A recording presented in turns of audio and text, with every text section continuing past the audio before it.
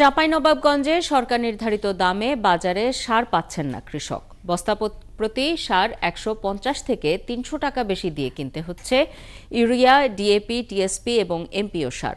ডিলারদের কারসাজির কারণে কৃষককে বাড়তি এই অর্থ দিতে হচ্ছে সারের পেছনে। এতে করে কৃষি উৎপাদন ব্যয় বেড়ে যাওয়ার কথা বলছেন কৃষকরা।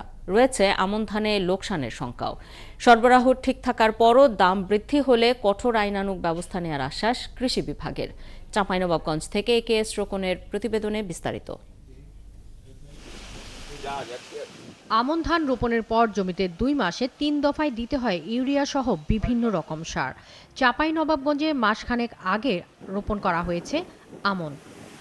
এরই মধ্যে জমিতে ১ দফা সারও দেয়া হয়ে গেছে। তবে সার কিনতে গিয়ে বিপাকে পড়ছেন কৃষক। সরকার নির্ধারিত দামের চেয়ে বস্তা প্রতি ১৫০ থেকে ৩০০ টাকা বেশি দামে কিনতে হচ্ছে ইউরিয়া, ডিএপি, টিএসপি এবং এমওপি সার। এতে আমন ধানের উৎপাদন খরচ বেড়ে লোকসানের শঙ্কায় কৃষক। তো আমি এই ধানে যখন সার দিই, ইউরিয়া ধরেছে ১৪৫০, টিএসপি ধরেছে ১৪৫০, পটাশ ধরেছে ১২৫০, আর মনে করেন যে ৩ বিঘা বিষে নিয়েছে ১৯০০। সরকারি নির্ধারিত দাম আমরা পাই না, নাহলে ১০০ টাকা বা ১৫০ টাকা বেশি দিলেই তো আপনাকে। আপনার কারেন্ট বিলের খরচ টেনেলছে বেশি, সাহারের দাম টেনেলছে বেশি। সরকার এটা নিয়ন্ত্রণ করতে পারে, যত নিয়ন্ত্রণে আনবে তত কৃষক বাঁচবে। তাদের অভিযোগ, ডিলার ও বড় ব্যবসায়ীরা সিন্ডিকেট করে সারের সংকট তৈরি করে কৃষকের কাছ থেকে বাড়তি অর্থ আদায় করছে। এই জন্য দোষীদের চিহ্নিত করে ব্যবস্থা নেওয়ার পাশাপাশি কঠোরভাবে বাজার মনিটরিংয়ের দাবি জানিয়েছেন তারা। প্রত্যেকটা সারের দোকানে, প্রত্যেকটা জায়গায় একটা মূল্যর একটা তালিকা বোর্ড থাকতে হবে। বাড়তি দাম আমাদের দিতেই হয়, ওরা আমাদের কাছে বেশি নেয় সবসময়। সরকার যেটা নির্ধারিত দাম করে দিয়েছে সে দামে তো ডিলাররা দেয় না। করবো না, লস হয়েছে, করবো না, এটা করলে তো হইবে না, তাহলে তো না খেয়ে মরে যেতে হবে।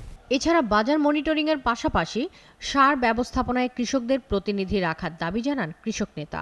টিএসপি, ডিএপি এবং এমওপি এই তিনটার কিন্তু খুবই ঘাটতি। ইউরিয়া আছে ন্যায্য মূল্যে আমরা পাচ্ছি, সরকার মূল্যে। এটা মূল কারণ হচ্ছে যে বরাদ্দগুলো হচ্ছে আসলে এক অঞ্চলে দেখাচ্ছে এখন কোনো সার লাগে না, ওইদিকে ডিলারদেরকে বরাদ্দ দেওয়া হয়েছে, হয়তো এই অঞ্চলে বাড়ানো হয়নি। অবশ্য নির্ধারিত দামের চেয়ে অতিরিক্ত অর্থ নিলে ভ্রাম্যমাণ আদালত বসিয়ে আইনানুগ ব্যবস্থা নেওয়ার আশ্বাস দিয়েছে কৃষি বিভাগ। সুদারে আছে অভিযোগ, এটা কিন্তু খুচরা বিক্রেতা পর্যায়ে, এটা কিন্তু বিসিআইসি ডিলারের কাছে না। কিছু হয়তো কীটনাশক দোকানে নিয়ে যায়, তার লাইসেন্স নাই, কিন্তু বেচতেছে। আমরা এর আগেও অনেক জায়গায় করছি, ওই মোবাইল কোড করছি। চলতি মৌসুমে চাঁপাইনবাবগঞ্জে আমন ধান চাষের জমির পরিমাণ ৫৪,৩৭৫ হেক্টর। এবার অনুকূল আবহাওয়ায় ধানের ভালো উৎপাদন আশা করছে চাষিরা।